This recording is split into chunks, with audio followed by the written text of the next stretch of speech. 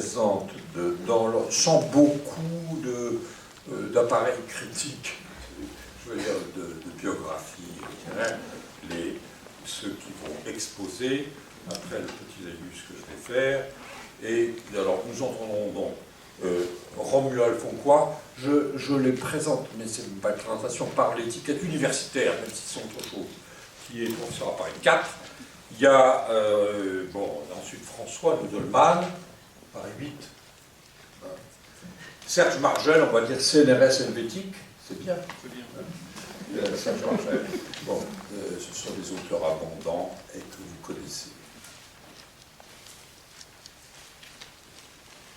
Sur la couverture de nombreux livres d'Édouard Glissant, du Soleil de la conscience, 92, à la Cohue du Lamentin, 2006, le mot de poétique apparaît en sous-titre 5 fois, comme pour indiquer un genre. Et le volume suivant s'appelle Introduction à une poétique du divers. Bon, c'est par où nous prenons les choses, et ces choses ce soir. Qu'est-ce que sa poétique? À quel besoin de poétique, en tant de besoin nôtre, dirait le penseur, répond-elle? À quel besoin de poétique répond-elle? La sienne. Une poétique pour aujourd'hui nous attend. Nous avons depuis des siècles un usage grammatical double de poétique, tantôt l'épithète prédicable de toute chose, langagière ou non, sans exception, et tantôt substantif, un terme, puis Aristote, qui dénote l'art de faire, poiein, des poèmes tragiques par exemple, une réflexion sur la techné, ce qui fait qu'un poète, tragique par exemple, mais nous dirions maintenant pour un auteur, tout auteur, est un poéticien. Pas de poème sans art poétique, pas de projet d'existence poétique et poéticienne comme occupation, Berrouf dans le langage de Lerline, qui disait que c'était la plus innocente de toutes, sans une poétique, un calcul, autre mot de Lerline, calcul général qui prend en considération le tout monde, pour faire entendre une première fois le syntagme de Glissant. Autrement dit, ce que la poétique écarte sans violence, sans querelle, c'est la poésie dans son idée la plus répandue, comme divertissement, évasion, rêve, ce qui ne l'empêche nullement d'être jeu de mots et grand jeu. Nous sommes au monde, la vraie vie est présente, mais quelle est-elle? Par où exemplaire de ce qu'elle pourrait être? C'est la question.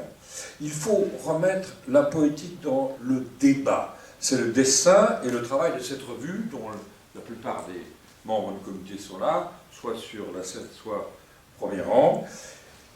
Dans, disons, le débat, on va dire, anthropologique pour subsumer le langagier, le social, le politique, le psychologique, et, disons, d'un seul coup, pour me faire comprendre, l'écologique radicalement entendu.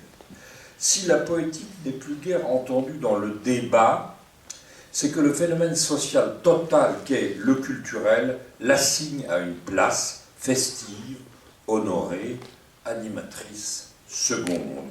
Or, elle n'a pas seulement son mot à dire, mais toute chose.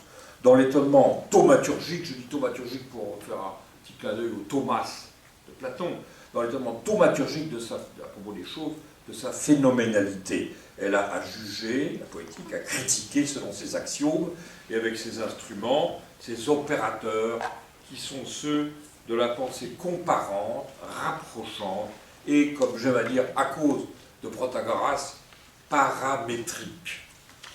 Pour abattre d'un seul coup une carte maîtresse qui manifeste l'ambition de ce jeu, ou à la façon d'un scoop, un soir d'inauguration, où on dévoile un programme extrême, j'ai forgé tout récemment une formule pour mon compte que j'aurais aimé proposer à l'accord d'Édouard, que je crois valable pour le sien. Le XXIe siècle sera poétique ou ne sera pas. Une variation sur un chum de Malraux, pas seulement, c'est plus grave que ça, car cette formule implique, on va dire supplique si ça existait, que ce n'est plus le religieux qui est à venir, ou ce qui vient, selon un déridisme, les religions, surtout les grandes monothéistes, qui n'accueillent pas les dieux, si on se rappelle que l'hospitalité grecque était l'accueil de Dieu, se font la guerre. Les guerres de religion, comme on les appelle, entre elles et contre elles-mêmes, au cœur d'elles-mêmes, comme la chrétienne au XVIe siècle et la musulmane aujourd'hui. Est-ce que le devenir culturel qui arrache tout à son être ancien sera assez puissant pour juxtaposer dans l'indifférence tolérante les religions? Nous ne pouvons le savoir encore. La question devient, je commente un peu cette formule, le XXIe siècle, sera poétique. La question devient, après le religieux, le spirituel, point d'interrogation. Et donc, si nous écartons la vicariance du spirituel, lieu de confusion doxale entre le paranormal, le surréel et le surnaturel théologique, qui fait encore une vague unanimité, le poétique en tant que la poétique peut-il faire siècle, sécularisation, profane, profanation active? Est-ce que le poétique de la poétique, mais en quoi consiste-t-il? Est-ce un des sens de esthétique chez Glissant, pourrait-il aujourd'hui, 21e siècle, assembler, j'avais envie de dire ressembler, mais c'est pas ça que ça se conjugue, les humains comme font partout les droits de l'homme. La manière philosophique de questionner dirait que faut-il que soit la poétique pour que de l'universel difficile, de l'humanité, puisse sans religiosité non pas s'ouvrir à l'espérance, donc, mais ouvrir de l'espérance, une espérance non messianique, celle que peut-être évoque Baudelaire, parlant à sa mère en 1855 de son espérance. La poésie en tant que poétique peut-elle cela?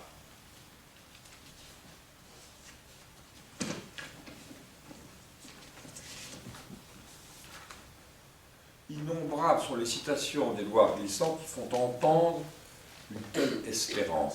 Par exemple, la 4e de couverture de la philosophie de la relation, je lis, guillemets, le détail n'est pas un repère descriptif, c'est une profondeur de poésie en même temps qu'une étendue non mesurable. Fermez guillemets. C'est de la terre qu'il s'agit. L'exercice de poétique, de relation, peut se faire n'importe où en tant que lieu terrestre. Mais comment cela gagne-t-il? En gagner au sens d'une maladie, comment cela gagne-t-il? Est-ce que ça peut s'enseigner? Est-ce que ça peut rivaliser avec la harangue politique comme une sorte de revendication? Page 31 du tome 4. Alors, je dis tome 4, c'est-à-dire ce tome, il y a écrit Poétique 4, c'est le sous-titre. L'écriture soumet les lieux communs du réel à un exercice de rapprochement qui fonde dans une rhétorique, où, page 67 du même volume, cet enfoui de l'unité révèle et signale que le rapport entre les composants de la réalité caraïbe n'est pas seulement rationnel ou logique, mais d'abord subliminal à découvrir en transformation permanente. Pour exprimer cela que nous partageons entre nous multilingues, le langage importe ici, qui dévie les limites des langues utilisées.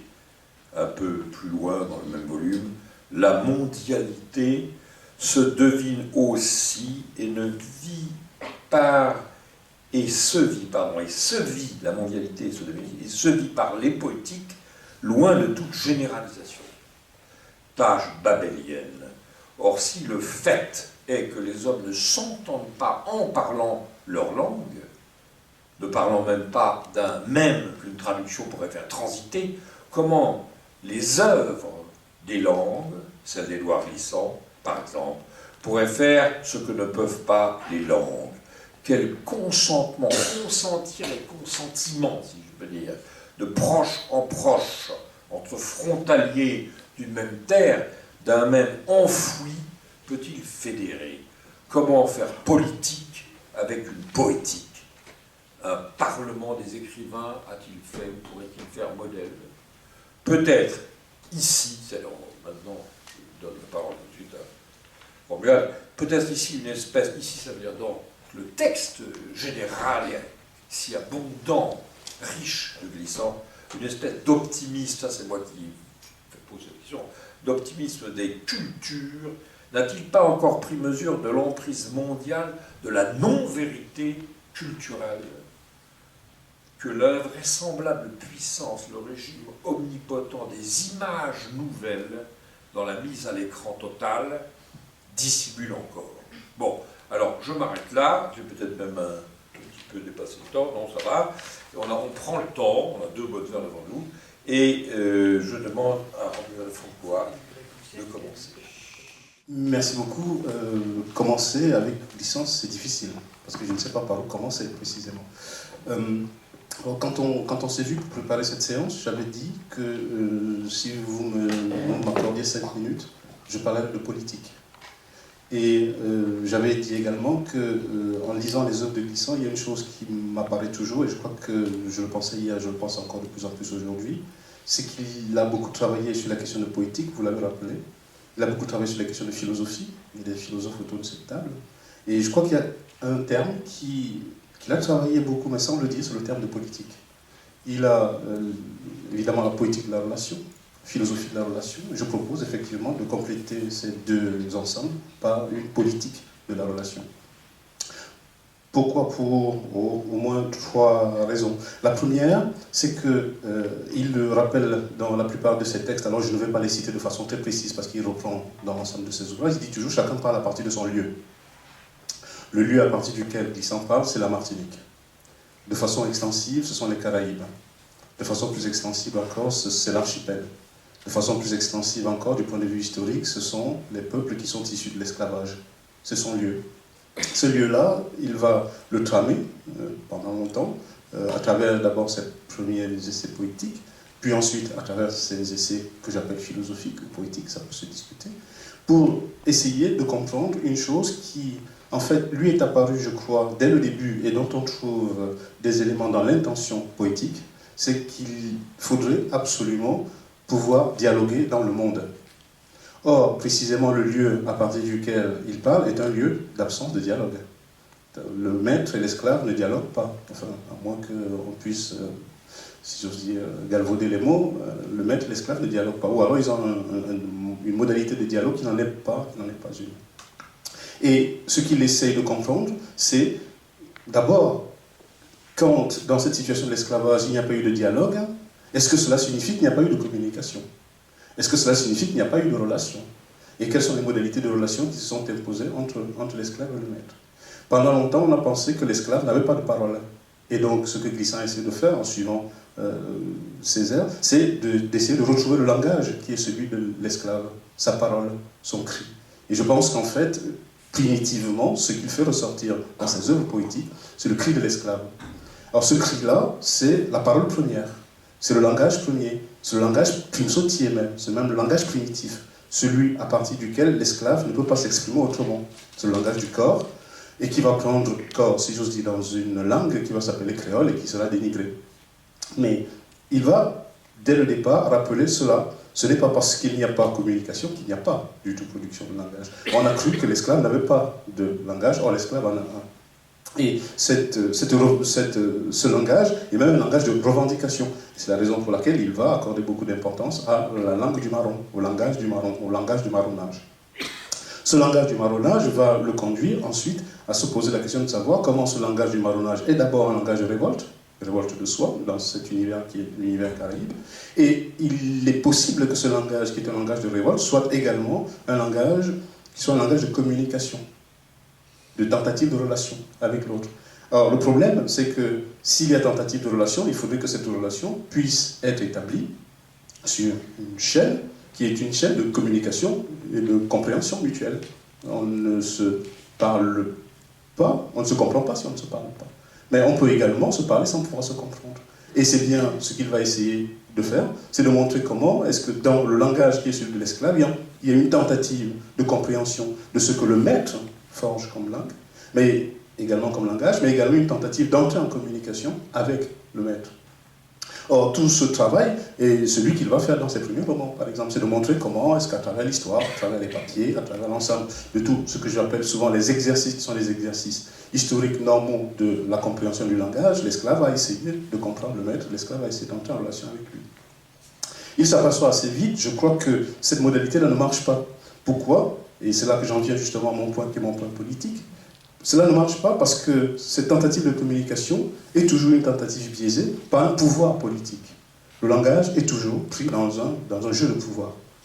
Or, c'est bien ce qu'il va essayer de comprendre, c'est comment est-ce que ce langage qui est le langage de l'esclave va essayer de forger des armes qui sont des armes de la politique, à la fois pour pouvoir prendre possession de son territoire, de son lieu, de son espace cadastré, les Antilles, la Martinique, et ensuite comment cette modalité va essayer de prendre possession du monde.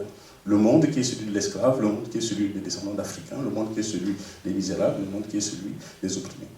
Or, cette tentative justement de prise de position par la politique du langage, va emprunter les moyens qui sont les moyens, si j'ose dire, communs de la prise de parole telle qu'elle a eu lieu en Europe, par exemple, à travers tous les mouvements que l'on connaît, je dirais en analogie, n'est-ce pas, les mouvements révolutionnaires. Or, ces mouvements révolutionnaires sont des mouvements que l'on peut considérer comme étant des mouvements commodes, parce que cela forge déjà des espaces qui sont des espaces d'une parole existante. La parole qui est une parole de révolte existante en Europe est une parole qui est déjà une parole cadrée.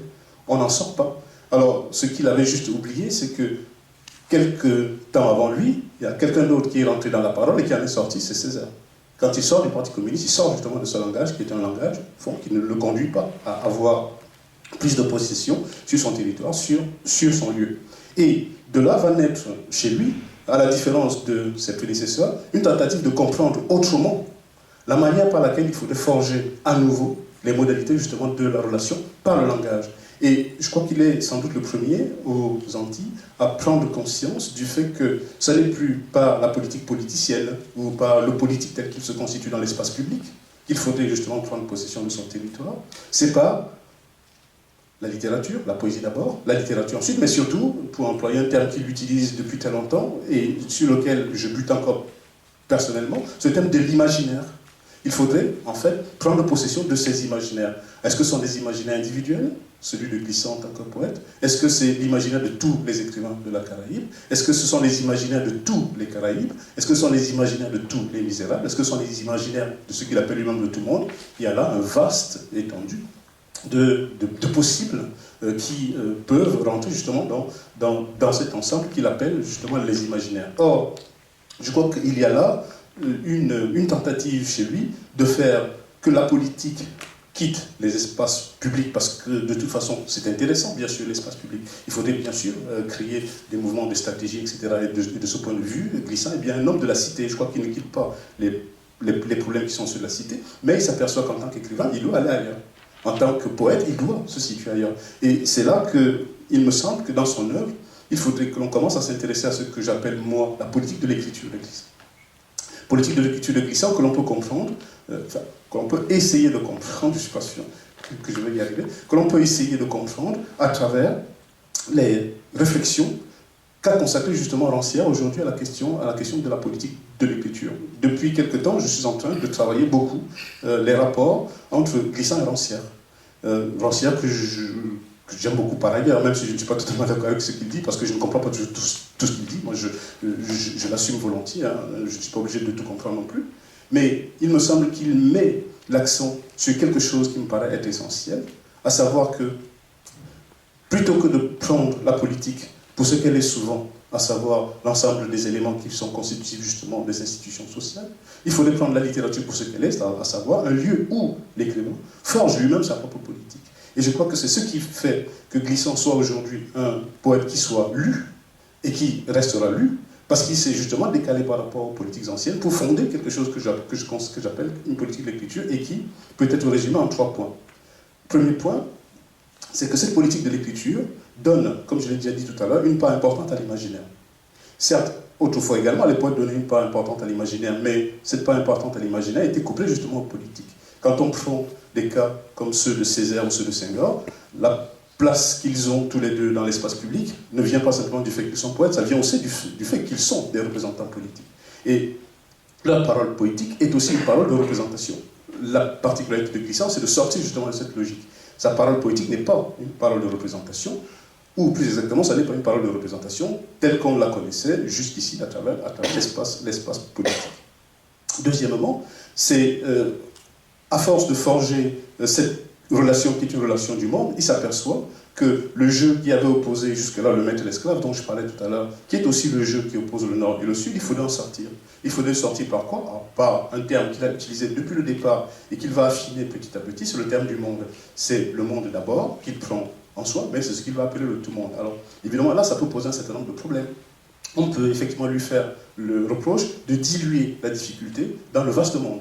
Et qu'en diluant effectivement la difficulté dans le vaste monde, il arrive, si j'ose dire, à résoudre son propre problème de poète et d'écrivain en oubliant effectivement la question politique. Mais c'est oublier que précisément dans le contexte qui est le sien, le jeu qui était le jeu d'opposition entre le Nord et le Sud, entre l'Est et l'Ouest, entre les deux blocs, enfin, les conflits que l'on connaît, sont devenus des conflits multilatéraux. On est entré justement dans ce qu'on appelle guerres asymétriques. Or, ces guerres asymétriques sont également, me semble-t-il, celles qui font la mondialité ou la mondialisation d'aujourd'hui. Donc il faudrait également que le poète suive cette nouvelle politique qui est en train de s'imposer et qui lui pose véritablement problème, au moins parce qu'il voudrait en parler et que c'est assez vaste, et que ça prend beaucoup plus de place, ou alors il faudrait qu'il saisisse une partie de ces problèmes et il risque d'en oublier une autre, et cela risque de poser un certain nombre de problèmes. Troisième élément, c'est qu'il ne faudrait peut-être pas oublier, je crois que dans cette politique de l'écriture, il me semble que Glissant est sans doute, même s'il ne le dit pas comme ça, le premier à prendre conscience du fait que le jeu avec la littérature, c'est un jeu individuel, c'est un combat individuel. Il faudrait qu'il en sorte, lui, dans ce jeu. Et il faudrait qu'il en sorte justement par un combat avec le langage. Et en prenant conscience justement de cette individualité du jeu avec le langage, il s'aperçoit que le conflit qui était le sien autrefois n'était plus simplement celui avec la constitution d'une cité, c'est beaucoup plus facile. Mais ici, ça devient beaucoup plus difficile parce qu'il faudrait qu'il forge à chaque fois justement un nouveau langage pour dire une réalité qui est une réalité mouvante. Et c'est la raison pour laquelle je crois que son œuvre est une œuvre qui est une œuvre de répétition, il le dit lui-même. C'est une œuvre qui est une œuvre de reprise incessante. Pourquoi? Parce que la chose bouge. Parce que cette chose qui bouge le pousse justement à bouger. Et je crois qu'il y a dans cette attitude-là une attitude qui le conduit effectivement à suivre les faits politiques de façon assez constante et même parfois d'essayer de faire que ces choses-là ne lui échappent pas. Or, précisément, ces choses risquent de lui échapper. Et on voit très bien que dans les derniers textes qu'il publie, il essaie justement de les tenir. Je prendrai juste deux exemples et je m'arrêterai là. Le premier, c'est l'anthologie. Il revient à quelque chose qui est une pratique assez ancienne, à savoir comment mettre le tout dans le petit. C'est quand même vouloir saisir d'une certaine façon le grand ensemble. Et c'est deuxième élément, c'est essayer d'écrire un discours qui est un discours sur un fait, qui est un fait là, l'avènement d'un président de la République aux États-Unis, premier président noir, à grand événement. Il le suit tout de suite. Il s'aperçoit au bout du compte qu'il est peut-être allé un peu trop loin. Donc il y a voilà, dans ces attitudes-là, une construction qui est une construction politique constante de ce que je peux appeler son sentiment. Bon, voilà en gros ce que j'avais essayé de dire là, quand on s'est vu la dernière fois. Voilà. Merci. Bon, on va dans la discussion. Donc là, on passe la parole à François. Je voudrais revenir sur le terme de poétique, parce que c'est l'intitulé de la soirée, et que nous sommes donc ici dans le cadre de la revue Poésie. Et tout de suite peut-être poser un problème sur la reprise de ce terme, un problème de langage. Que signifie poétique d'Édouard Glissant? Est-ce que c'est un style poétique que l'on peut discuter parmi d'autres? Y a-t-il une théorie de la poésie? Qu'est-ce que ça peut signifier pour Édouard Glissant de s'inscrire dans une tradition européenne du discours sur la poésis ou le poétique ou la poétique? Est-ce une manière de penser le monde, l'être ou son oubli? Certes, comme vous l'avez rappelé, Michel, le mot poétique est assumé par le poète Édouard Glissant avec ses 5 volumes de poétique, même si ensuite il intitule ses essais esthétiques puis philosophie. Avec Édouard Glissant, il me semble que la poétique suppose un décalage ou un discord avec sa source grecque. En d'autres termes, la question pourrait être comment ce qui, chez Glissant, prend le nom de poème et s'inscrit dans une pensée de la poésie, et qui pourtant ne vient pas de la même origine, pas la même origine langagière, ni culturelle, ni historique, peut donner à entendre une ressource poétique nouvelle. Quand j'emploie le mot nouveau, c'est pas du tout, sans l'affecter du tout d'une quelconque modernité. En d'autres termes, comment un poète qui vient d'une toute autre histoire, c'est-à-dire d'une temporalité différentes, avec ses périodes, ses rythmes, d'autres écritures, d'autres représentations du temps? Peut-il faire sonner, peut-il faire résonner d'autres voix inaudibles, inintelligibles dans le langage de l'un? Alors, cette question ne se réduit pas à une affaire de culture, parce qu'on pourrait évidemment faire jouer le périphérique contre le central, et rejouer la séquence aussi du colonial, anticolonial, postcolonial. La question, me semble-t-il, touche avant tout à la nature du langage, comme Romuald vient de le marquer très fortement, et à une poésie continuée dans le discontinu, dans l'étrangeté, dans le non-dialogue. Elle ne se limite pas à savoir si un poète issu d'une culture hétérogène et colonisé peut trouver une place dans la culture dite dominante. Encore moins se résumerait-elle à cette idée d'une mixité ou d'un mélange entre plusieurs cultures, cette version appauvrie de la créolisation. L'enjeu d'une poétique qui déroge au langage de l'un tout en le reconduisant est aussi philosophique, en ce qu'il touche à l'essence même du langage, à son utopie et à sa terreur. Parler, c'est à la fois une conquête et une perte. C'est accepter de dire dans les mots de l'autre ce qui n'était articulé à rien, ou à presque rien, et qui était déjà une problématique que développait Césaire. Avant de discourir sur une pensée quand même ou une théorie de la poésie, je crois nécessaire de rappeler, même si Romuald l'a fait aussi avec beaucoup de force, que celle d'Édouard Glissant s'origine dans un cri, qu'elle commence justement dans l'inarticulé. Elle s'origine d'une non-origine.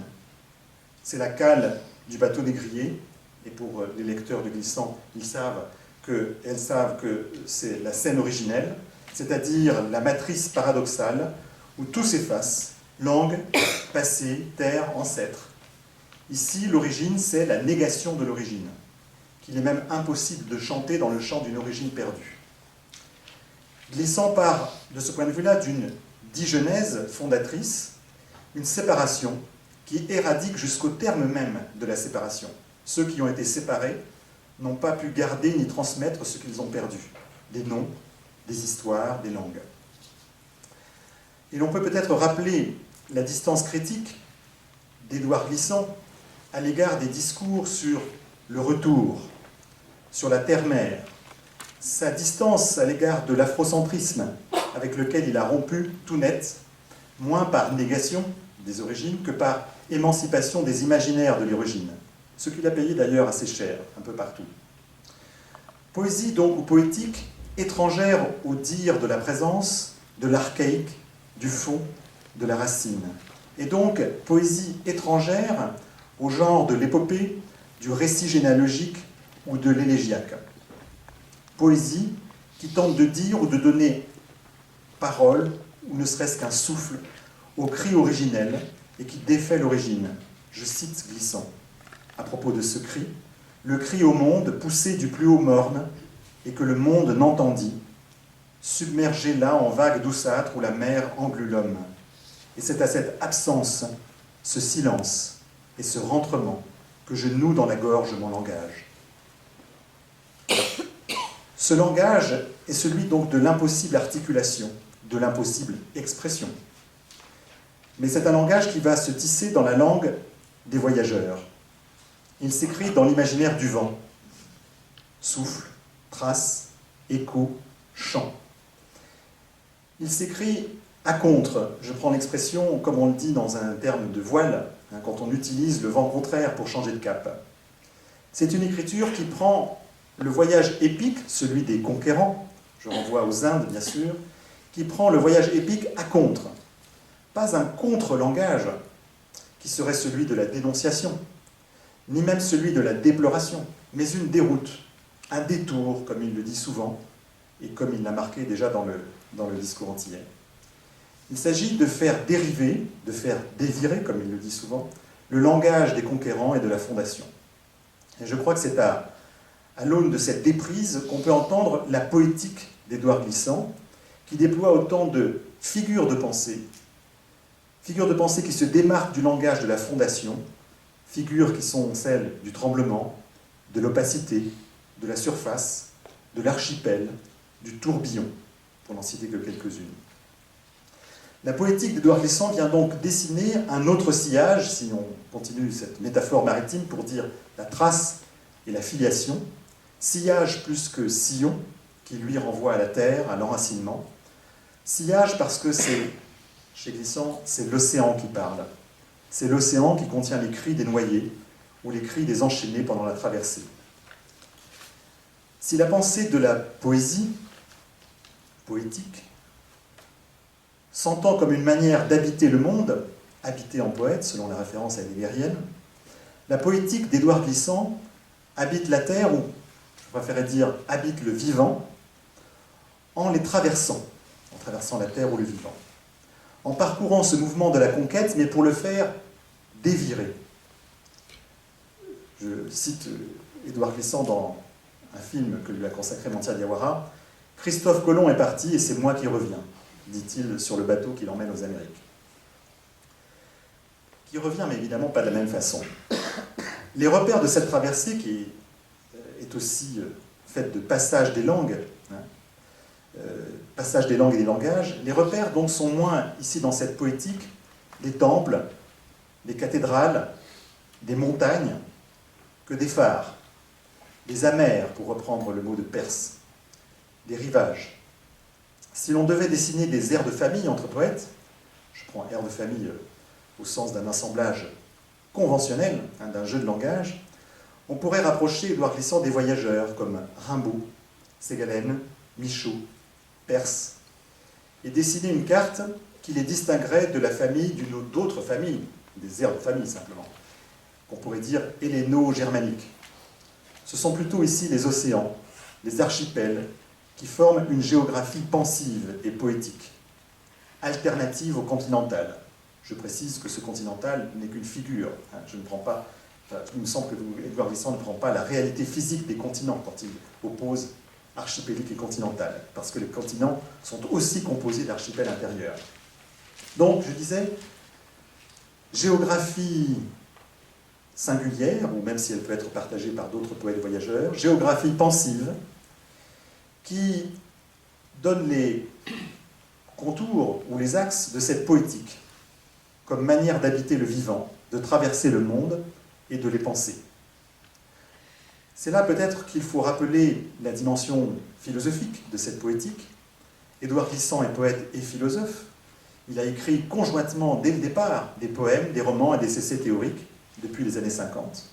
La Terre inquiète en 55, Soleil de la conscience en 56, La Lézarde en 58. Puis une quinzaine de livres théoriques, vous les avez rappelés, Michel, traités de poétique, esthétique ou philosophique. Et les poétiques laissent place finalement à une philosophie de la relation, le dernier essai d'Édouard Glissant. Mais cette philosophie est écrite à partir d'une poétique. Glissant, je dirais, est non pas poète et philosophe, mais philosophe parce que poète. Il est inventeur de figures, que ce qui est une manière ici de définir une forme de pensée philosophique.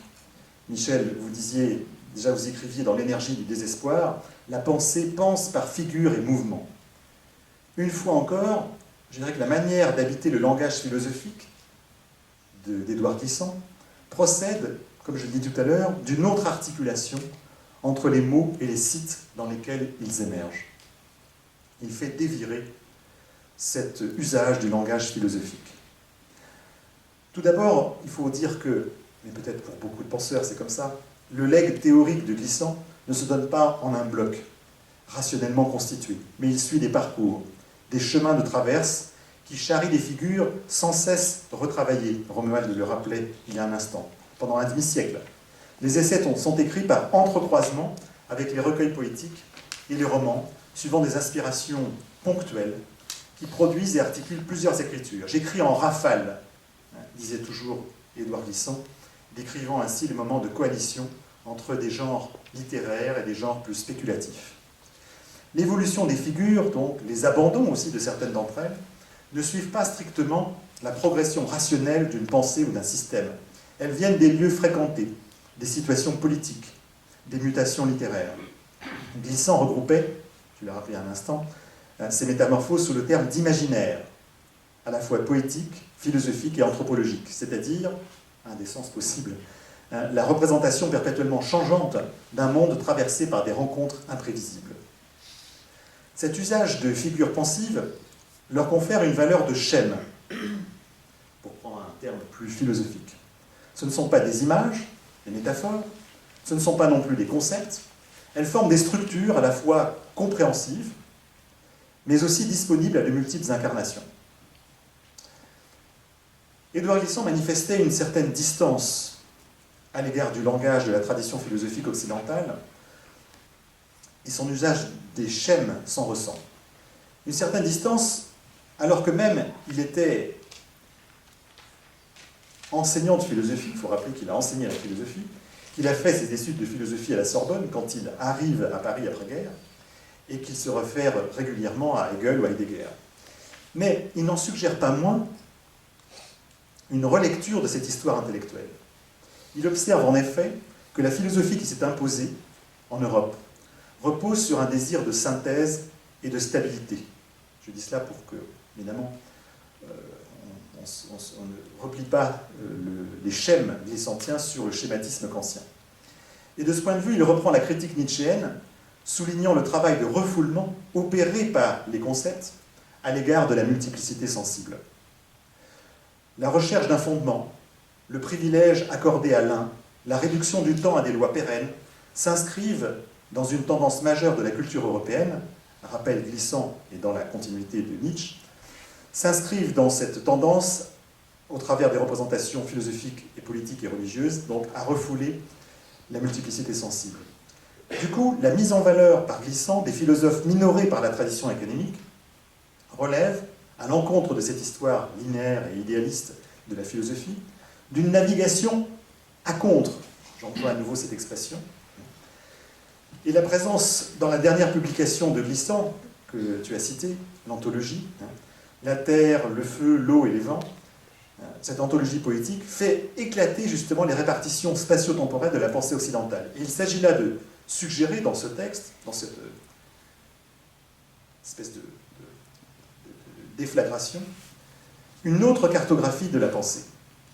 Héraclite, Averroès, Maïmonide, Raymond Lull, Montaigne, Nietzsche, Guattari viennent déranger l'historiographie ordonnée de la philosophie, proposer d'autres filiations, d'autres généalogies, ou plutôt d'autres affinités, faut-il sans doute mieux dire, que les lignées établies par l'historiographie européenne. Malgré sa réticence, toutefois, à l'égard de la raison universalisante et de ses concepts, Glissant n'en a pas moins proposé le mot unificateur de relation, souvent écrit avec une majuscule, et qui offre la clé de tous les phénomènes en mouvement. La relation, plus que les éléments en relation, c'est ici une des idées fortes de Glissant, que justement de déjouer l'identité des termes en la conditionnant à une relation première.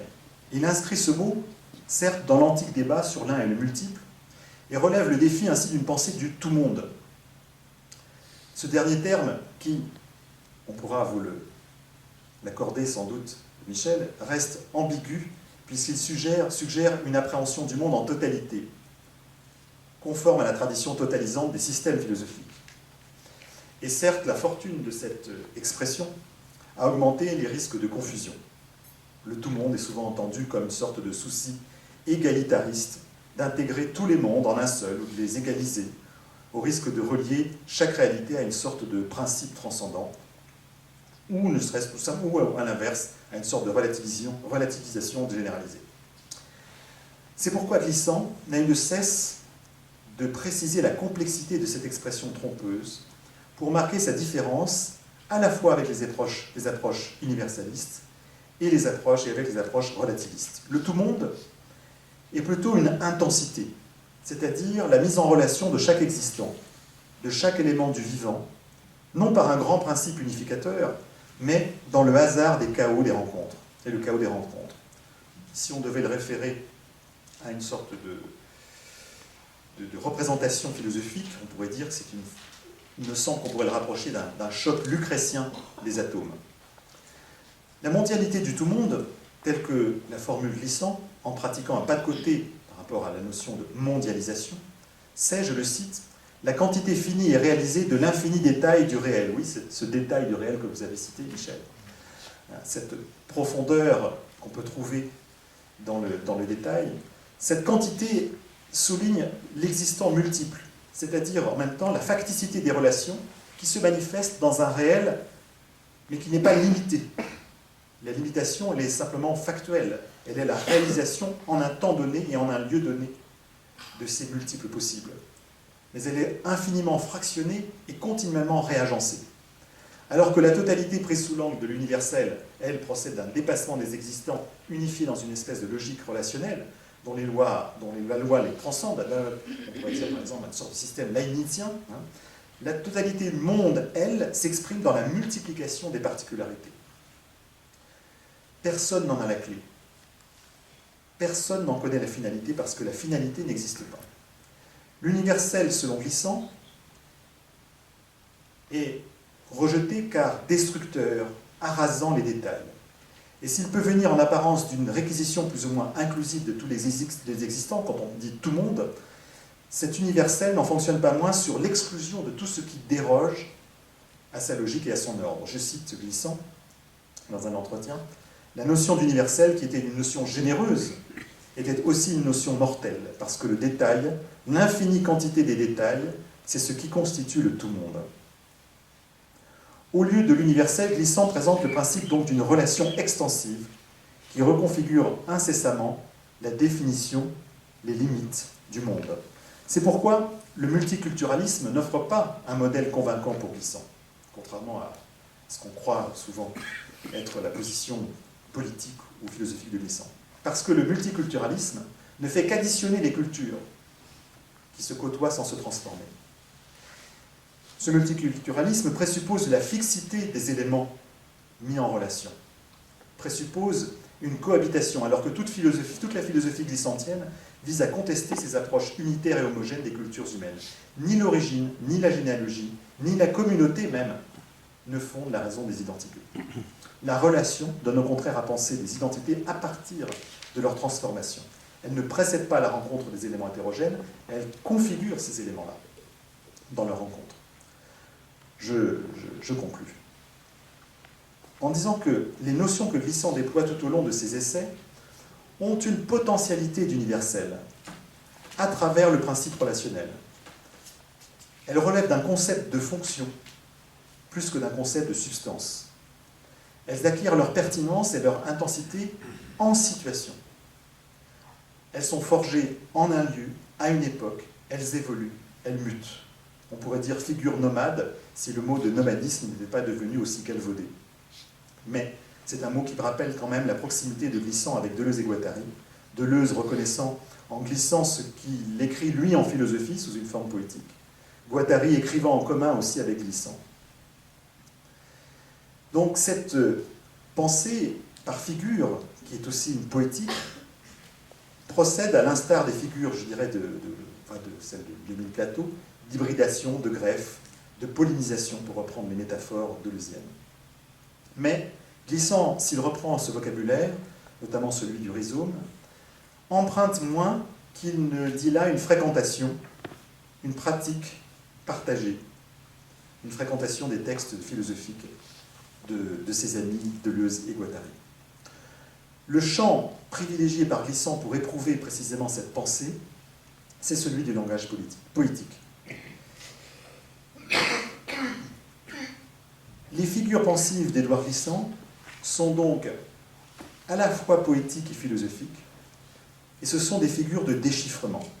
Elles sont philosophiques en tant qu'elles retrouvent l'ambition du schème, mais sans le schématisme, sans l'ambition de la synthèse. Ce sont des schèmes, on pourrait dire, ontologiques, si on conservait le langage de la philosophie, permettant de déchiffrer la manifestation du monde dans ses relations. Ce sont des figures poétiques qui rappellent le poète aussi à sa situation de voyant, celui qui sait déchiffrer le mouvement du monde, qui sait en observer le change, la transformation, l'horreur ou la beauté. Il ne prétend pas saisir la raison du change, il l'accompagne, il s'égare dans l'entrelac des voix et des pensées tremblantes. Il accepte l'opacité du monde tout en gageant malgré tout qu'un chiffre s'y produit. Poétique signifierait donc aussi que ces figures entendent participer à une modification du regard et de l'écoute, et je rejoins ce qu'a dit Romuald sur la politique, dans le sens qu'il l'a utilisé. La poétrie de Glissant a l'ambition, je cite, de modifier l'enraciné des choses. Sa définition opératoire pourrait se dire ainsi: elle réalise par le langage une conversion. Elle convertit le cri inarticulable de la traite en un cri annonciateur. Le cri devient une annonce, celle d'une nouvelle région du monde, titre d'un de ses livres, c'est-à-dire d'une nouvelle convenance des rapports, que le poète dit à la criée. La poétique de Glissant donne donc une mesure à la démesure et une euphorie au désordre des relations. Après tout ce qui vient d'être dit, on pourrait encore définir la poétique de Glissant comme une nouvelle tour de Babel, un nouveau tour du monde pour la reconstruction diversifiée d'un mélange des langues. Je cite un passage de la poétique de la relation. Par-delà les luttes aiguës contre les dominations et pour la libération de l'imaginaire s'ouvre un champ démultiplié où le vertige nous saisit. Mais ce n'est pas le vertige qui précède l'Apocalypse et la chute de Babel. C'est le tremblement initiateur face à ce possible. Il est donné dans toutes les langues de bâtir la tour. Fin de la citation. Un projet d'ethnofiction qui recoupe la dimension anthropologique de l'identité et le pouvoir littéraire de la langue.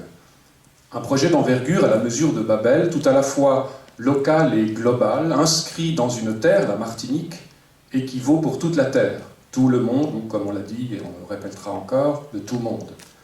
Or, ce projet qui traverse l'œuvre entière de Glissant, du soleil de la conscience à la poétique de la relation, en passant par le discours antillais, non seulement interroge les conditions socio-historiques d'un nouvel espace du discours, le discours antillais justement, mais de plus il remet en question la possibilité même de s'inscrire dans une histoire de la Martinique, de son rattachement à une généalogie directe, de réaffirmer un héritage ou le pouvoir d'une tradition, d'une filiation.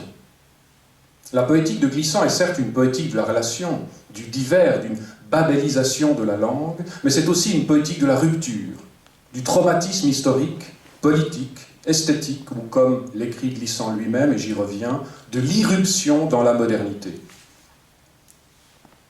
Il y va d'un discours de rupture, qui non seulement provient d'une rupture, comme un effet, un produit, une conséquence, mais aussi qui en parle, qui en fait son objet, son étude, son analyse, voire, comme Glissant le dit, son auto-analyse.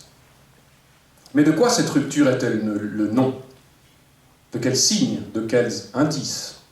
Et comment qualifier cette rupture, en décrire les propriétés, les mouvements, le fonctionnement, pour en faire un concept opérant, une notion capable de repenser les conditions ethno-fictives d'un nouvel espace du discours, une Babel nouvelle. Sur un fond de tremblement, Glissant parlera d'une mémoire des esclaves. Là, on en a parlé aussi. Une mémoire rompue, une mémoire sans histoire, sans origine ni destin, sans témoin, sans sujet nommé ni travail du deuil.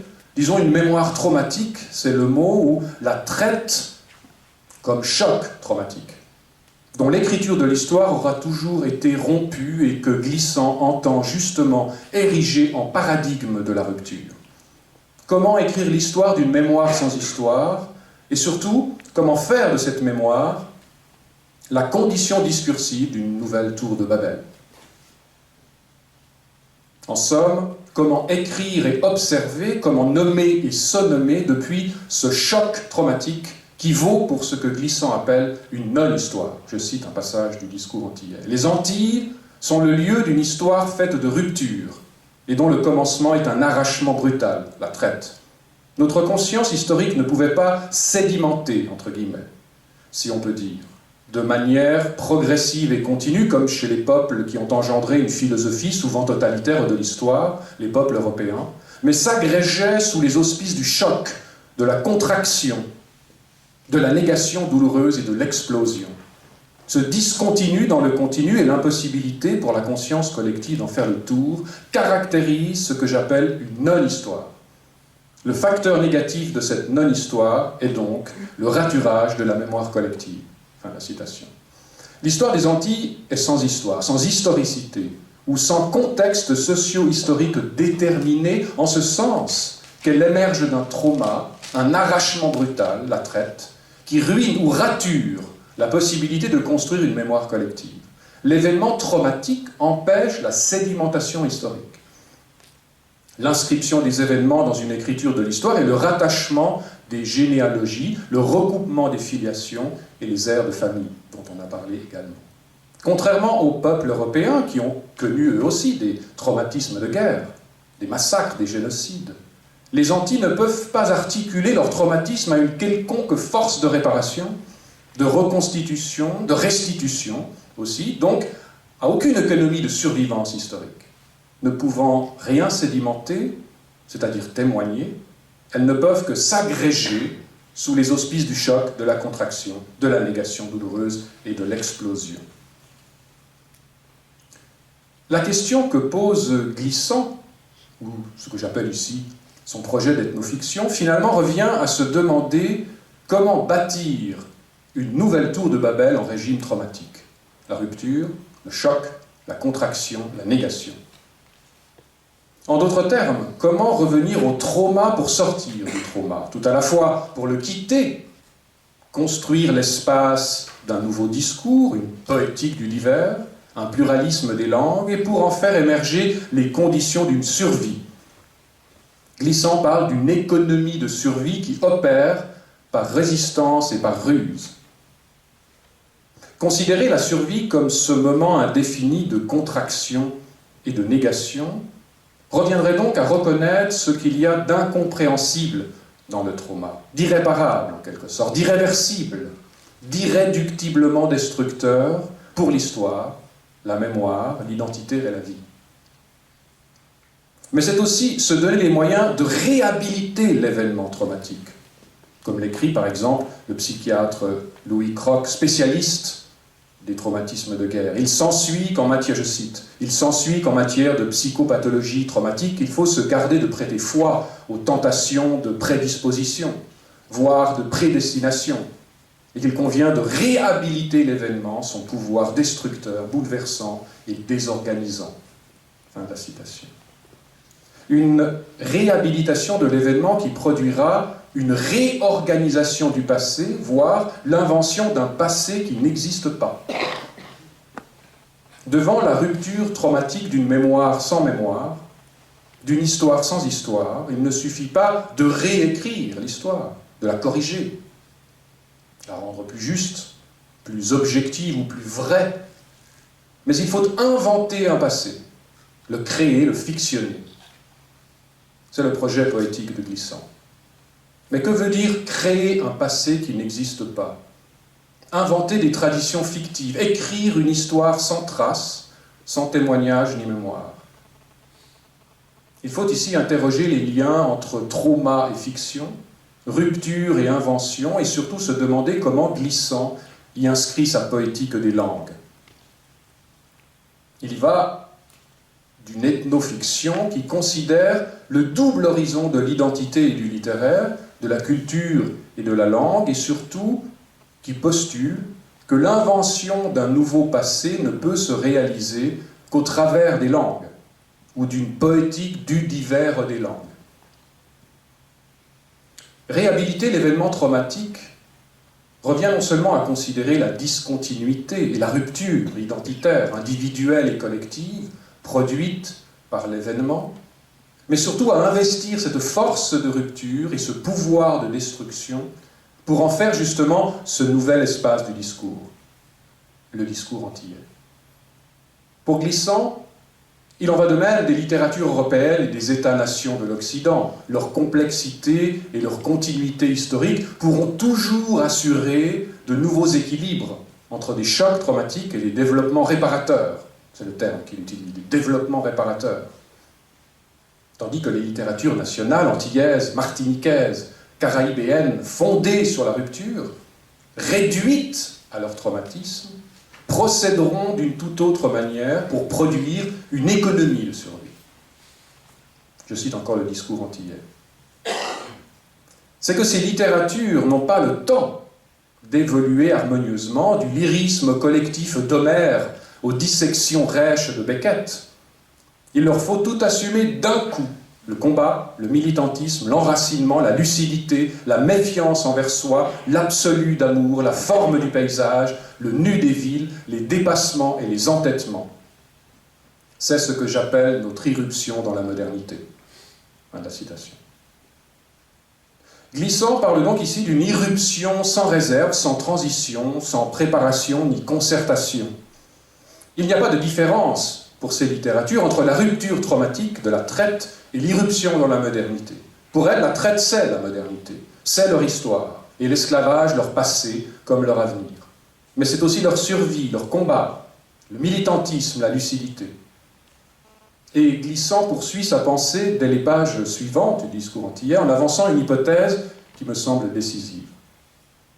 Il parlera d'un nouvel événement, d'un autre passage qui traverse cette irruption de la modernité et surtout qui permet de s'y inscrire autrement, je cite. Mais un autre passage a lieu aujourd'hui contre laquelle nous ne pouvons rien. C'est le passage de l'oral à l'écrit. Je ne serais pas loin de croire que l'écrit est la trace du même, là où l'oral serait le geste organisé du divers. Il y a aujourd'hui comme une revanche de tant de sociétés orales qui, du fait même de leur oralité, c'est-à-dire de leur non-inscription dans le champ de la transcendance, ont subi, sans pouvoir se défendre, l'assaut du même. Fin de la citation. L'hypothèse est forte, troublante aussi, et même paradoxale. Le passage de l'écrit à l'oral se produit au moment même où nous, Martiniquais, précise Glissant dans une note, effectuons le passage, souvent aliéné, de l'oralité à l'écriture. On l'entend bien, le passage de l'écrit à l'oral ne doit pas se penser comme la simple inversion du passage de l'oralité à l'écriture, ou l'inscription d'un peuple analphabète dans l'écriture de l'histoire. Il faut donc souligner différents régimes d'oralité. Il y aurait tout d'abord cette oralité qui s'oppose à l'écriture, c'est l'oralité des langues dites sans alphabet, qui donne à l'écriture un pouvoir d'institution de la littérature, et par là de distinguer les peuples avec et sans écriture, donc avec et sans histoire. Mais il y aurait encore une autre forme d'oralité, qui constitue pour Glissant ce qu'il appelle une revanche de tant de sociétés orales, soumises à l'oppression du même, l'aliénation, la contraction. Une oralité qui ne subirait plus la mesure de l'archive, encore une expression de Glissant, et la réinscription dans l'histoire de l'Occident, donc la dépossession identitaire. Il faudrait ici parler d'une oralisation de l'écriture, non seulement comme une nouvelle forme d'écriture, mais aussi comme le seul lieu de survie de la littérature, la seule instance encore possible d'une institution des littératures du monde. Au moment même où la Martinique effectue son passage historique de l'oralité à l'écriture, l'écrit s'oralise. Encore une fois, n'entendons pas dans cette oralisation comme un contraire, une inversion ou un retour, mais bien comme une revanche, dit Glissant, qui permet à la littérature de récupérer ce qu'il appelle réel, réhabiliter l'événement traumatique de la traite par l'oralisation de l'écriture. Voilà en quoi consiste peut-être la poétique du divers, ou la nouvelle tour de Babel. Un enjeu d'envergure qui ne concerne plus seulement une littérature nationale, martiniquaise, ni même internationale, mais qui détermine la survie même d'une institution de la littérature ou d'une écriture littéraire. Je cite encore le discours antillais. Car la seule manière, selon moi, de garder fonction à l'écriture, s'il y a lieu de le faire, c'est-à-dire de la dégager d'une pratique ésotérique ou d'une banalisation informatique, serait de l'irriguer aux sources de l'oral. Si l'écriture ne se préserve désormais des tentations transcendantales, par exemple en s'inspirant des pratiques orales et en les théorisant, s'il le faut, je pense qu'elle disparaîtra comme nécessité culturelle des sociétés à venir. Fin de la citation. Sans ce passage à l'oralité, l'écriture est menacée de disparaître. Sans recourir à cette oralité de la langue, à son rythme, à sa voix, qui crie encore de douleur, mais qui ne s'entend pas, marque traumatique de la traite, l'écriture n'aurait plus d'avenir, ou plus d'autre avenir que les archives du pouvoir, de la domination, ou plus encore, ou pire encore, de l'information. En somme, sans oralité, plus d'écriture, et donc plus de littérature, ni de possibilité pour aucun peuple, aucune communauté, aucune nation d'instituer une littérature. C'est l'oralité qui institue l'écriture en littérature. Et là, Glissant est explicite. Ce passage à l'oralité s'effectue non pas, comme dans la poétique de Césaire, en revenant au pays natal de la négritude, ni ne se réfère à cette oralité d'avant l'écriture, mais cherche au contraire à faire émerger une oralité de l'écriture, qui vaut comme réhabilitation de l'événement traumatique. L'écriture contient une oralité dont l'émergence en fait une littérature. Mais en quoi consiste cette oralité de l'écriture, dès lors que l'oral ne s'oppose plus à l'écrit, ni le précède, ni le suit? En somme, de quoi l'oralité est-elle le nom? S'agit-il de rythme, de voix, de cris, de gestes, de danse? Peut-on réduire cette oralité à l'ordre signifiant de la langue? Dès lors, on le sait, on l'a rappelé aussi, que la parole, la voix et le cri furent interdits aux esclaves des plantations. Glissant parlera d'une langue du silence, d'un cri sans voix, d'une langue aussi des mains fantômes, des mains coupées, peuplades de mains sous la peau. Je cite un passage de l'invention poétique. Qu'est-ce que le langage? Ce cri que j'ai élu. Non pas seulement le cri, mais l'absence qui au cri palpite. Et c'est à cette absence, ce silence et ce rentrement que je noue dans la gorge mon langage et qui ainsi débute par un manque. Fin de la citation. Un manque, une absence, un silence qui opère ou palpite dans ce cri sans voix, dans cet univers muet de la plantation, encore une phrase de Glissant. Glissant parle aussi d'une pratique du détour, on l'a vu plus haut, de la ruse, une forme de littérature qui, s'efforçant d'exprimer ce qui est interdit, de désigner, trouve, contre cette censure organique, des moyens à chaque fois hasardés. C'était un passage de la poétique de la relation. Ces moyens, ces ruses, tous ces détours de survie constituent non seulement la force de l'oralité qui opère en l'écriture comme une palpitation, mais aussi la source et la ressource des langues. Encore une fois, la seule manière de garder fonction à l'écriture, c'est de faire travailler cette source d'oralité, la faire ressurgir et émerger dans l'écriture en laissant l'événement traumatique reconstituer son histoire, réorganiser son passé ou l'inventer. L'oralité de l'écriture est une force de la langue qui ne consiste pas à dire quelque chose, à faire signe, ou à transmettre une information, communiquer un message, mais à mettre les langues en relation les unes avec les autres. L'oralité, c'est le mélange des langues, c'est l'avenir des langues, c'est la langue des autres. L'oralité de l'écriture, où se confrontent de l'oral et de l'écrit, constitue ce nouvel espace du discours, un terrain ou un laboratoire dans lequel se déploie une multiplicité de langues. Et Glissant parle toujours de plantation. Je cite, « C'est dans la plantation que, comme dans un laboratoire, nous voyons le plus évidemment à l'œuvre les forces confrontées de l'oral et de l'écrit, une des problématiques les plus enracinées dans notre paysage contemporain. C'est là le multilinguisme, ces dimensions menacées de notre univers, pour une des premières fois constatables, se fait et se défait de manière tout organique. » Fin de la citation. De même qu'il y a plus d'un régime d'oralité, de même il y aura divers types de multilinguisme. On peut parler plusieurs langues individuellement, on peut même faire coexister un grand nombre de langues, politiquement ou socialement, mais on peut encore et surtout, pour Glissant, penser la présence des autres langues dans la pratique de sa propre langue.